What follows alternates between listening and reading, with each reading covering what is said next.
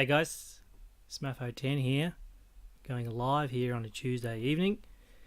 Just before we get into it, I just want to double check that the stream is going for us tonight.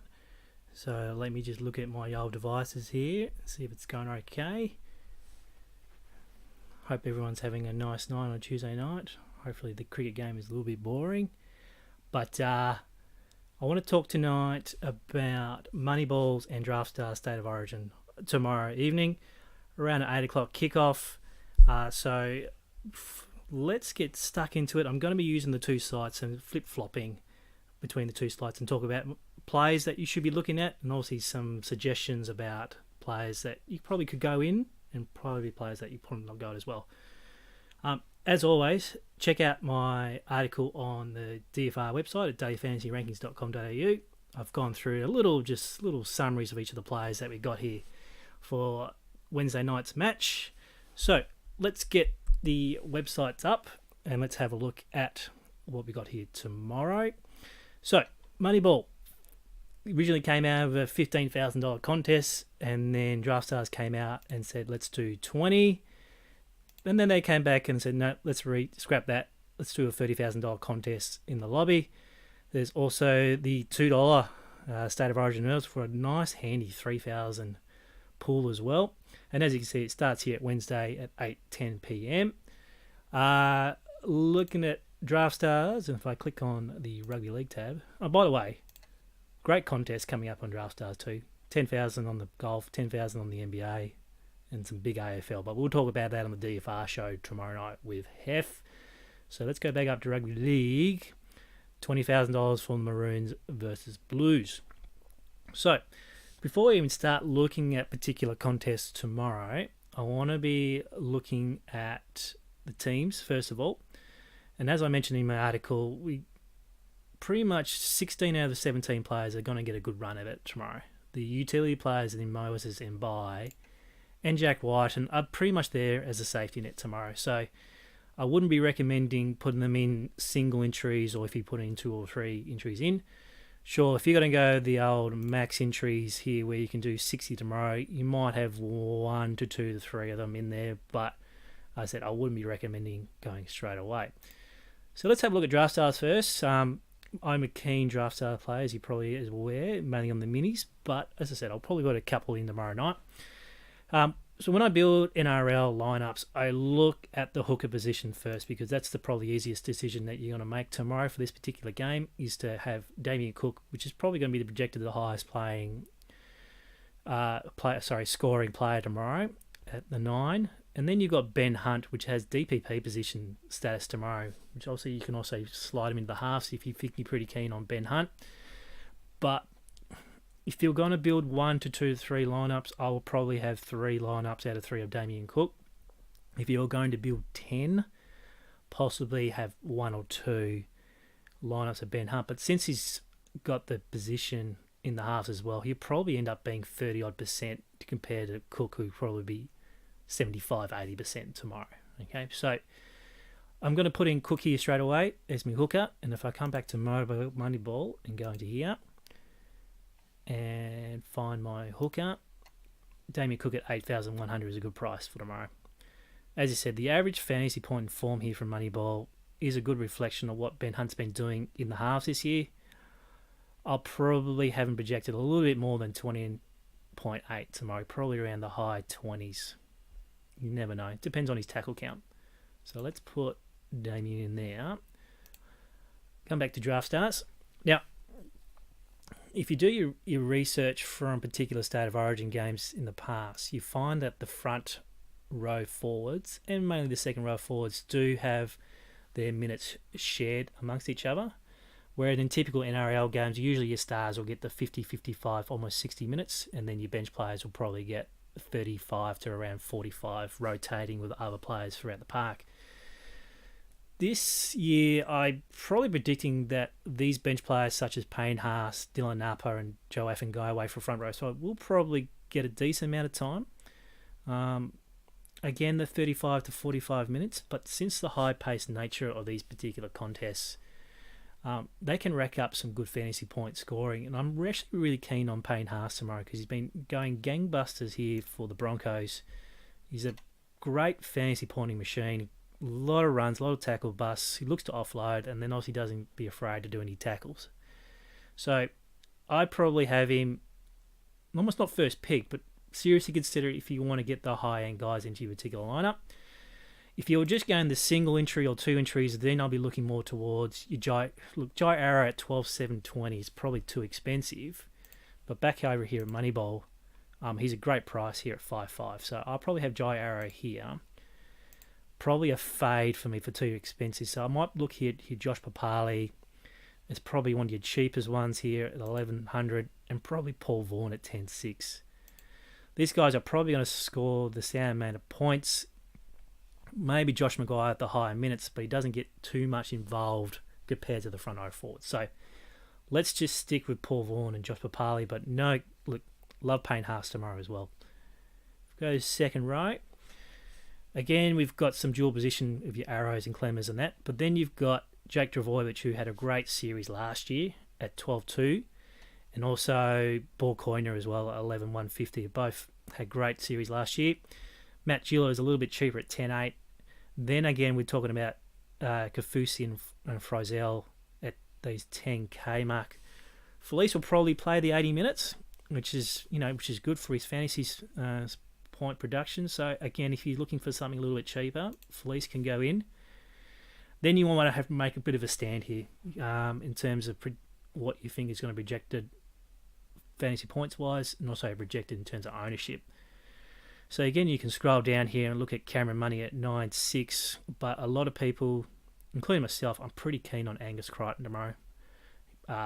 Great fantasy point production for the Roosters, and at 10.770, again, we can slot him in at a nice discount here. And as you can see, I'm still keeping my average around the 10.650 mark. So that's four of my forwards there. So let's go fill them in Moneyball. And again, as you can see here, prices are pretty even across the board, where your bench players are around the same price. So Payne Haas at 4.6 is a steal, actually. So I might actually put him in for a bit of a point of difference. And let's scroll back up here. Paul Coyner, 6.5. Let's get 80 minutes out of him. And Jake Travojevic at 6.4. Not sure about his 80-minute projection tomorrow, but if he does stay on the park, he's going to score pretty well as well. Let's have a look at the halfback, and we'll start here at Moneyball. 6.5 for Cody Walker. He's on debut. Nathan Cleary at 7. Under the pump here in the New South Wales media. And look, I don't blame him. He's been in a woeful Penrith side all year, but he's going to be doing majority of the kicking duties. He'll be kicking for goal. He'll be kicking in play. Cody Walker's obviously having a gangbuster season here. So you've got to think about who's actually going to win the game. If you're on a single entry or a couple of entries, you've got to pick a side. You can't just go wishy-washy thinking I might pick Cody Walker and then 2 Queensland backs. Look, being down here from Tassie, I'm a big Queensland fan, so I'm going to go Daly Cherry Evans for now at 7. If we've got any salary left over, I might come back to Munster. Kicks in play is gold here in DFS, so Daly Cherry Evans, and hopefully some 40-20s too. So 7k for you. Let's go back to Draftstars and look at the half position here.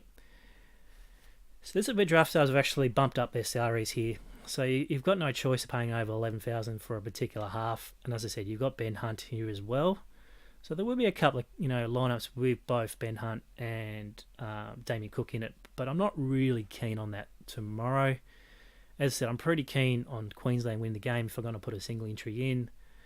Cameron Munster, 13,380 is probably my pick, just for that randomness of his play in terms of trying to bump off tackles in the line, trying to put guys in holes and things like that, and especially along that left edge. I'm pretty keen on Cameron Munster on Draftstars.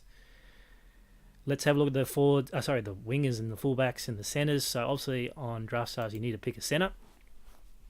Now usually there's only 4 centres in a game, but we've got Dane Gagai and Nick Contract who play centres for their clubs, so they get DPP here. So they're all pretty nicely priced here, the low 8Ks, and then you got Latrell Mitchell, who's having a great season here at 10.5. So at the moment, I've only got 9,743 average left. So if I do make a stand on Mitchell, that means I have to go these cheaper guys down here to fill out my team. And as you can see here, we've got James Tedesco and Kalyn Ponga at 11.3, 11.3, 40. I'm really keen on one of these guys in my team. So let's just lock in Kalyn Ponga for myself. That leaves me 8, 9, 50 average for a winger and another centre. All right. So let's go back to centres. Now, if we've got Ponga in our side and we've got Munster inside, then we need to start looking at Queensland plays here if I'm going to go down the Queensland route.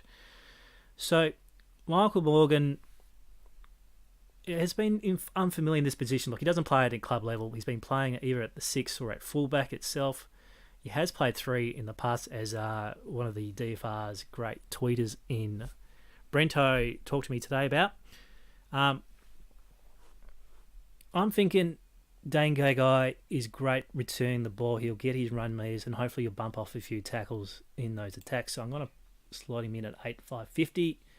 And if I come over here, the winger, my last winger, I've got pretty much the rest of the team to choose from. So Josh Addo-Carr or Corey Oates, Nick Kotrick, and as I said before, we're not going to looking at Moses Mbai or Jack Whiten at all. As I said, unless you're doing 100 lineups, you might put 2 lineups out of 100 for that particular one. Look, I've got a pretty strong here Queensland one, so being a coin flip game, I might have to balance it up. Josh Addo-Carr at 9,280 fits me in the budget, so he's going to be my last player in there, and that fits me in the salary cap of 100k, which is a pretty nice looking team. Point of difference in the utility, some good solid players in the forwards, and some good attacking features. I guess you're pretty happy with that one. Let's go back to Moneyball.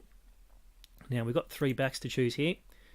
7.3 is my average. All right, so again, we really want to be picking one of the fullbacks here. 8.2 for Ponga, 8.4 for Tedesco. This is more of a New South Wales looking kind of lineup here, so let's go with James Tedesco at 8.4. That leaves him with 6,750 average. So therefore, I might have to come down here to these lower blokes here at 5.3. If I get a 5.3, that leaves me with 8k. That means I can get anyone I want as well. So let's just put in Michael Morgan at 5.3, and that gives me Kalyn Ponga, you little beauty. Look at that, 0 left. Really happy with that Moneyball side as well. In terms of the game itself and the Fury, as I said before, you've got to think about what do you think is going to happen in the game tomorrow. Think about what's going to be happening in the forward pack. Will most of the attacking go down potentially one side? But that's I've done pretty well there. As I said, you can go back here if you got any cash left over. Have a look at. I've got Matt Gill at 8.40 if you want 80 minutes of gold. That's probably a nice, good-looking cash lineup now. Whereas you want something a little bit of a GPP style, Angus Crichton. Don't mind if you don't do Kafusi and do Frizzell instead. But Frizzell's been over an injury cloud. He's been probably knocked up all year. So let's see what happens there come tomorrow night. As I talked about, my golden rules tomorrow. 1 hour before kickoff, we'll probably get the final team list. Also, let me go back here. Let's get him back in there. Any news throughout the day? Obviously, the Fox Sports, NRL.com have been pumping out a lot of articles for State of Origin. It's a big game. Tomorrow night, I'll be back on the DFR show with Hef. We'll probably come back around half time. I actually want to watch the game, but I'll come back for you guys at half time. And we got a big show tomorrow night after a big weekend of DFS AFL over the weekend. And there's much to talk about. We do have to talk about Chris Eddy and his amazing achievements from last night. Looking forward to the show. Looking forward to the game tomorrow. And if you've got any questions, get on the Twitter feed at Rankings DFS. If not, at Smatho 10. And we look forward to seeing the game tomorrow and looking forward to seeing your lineups tomorrow on the leaderboards. Catch you tomorrow.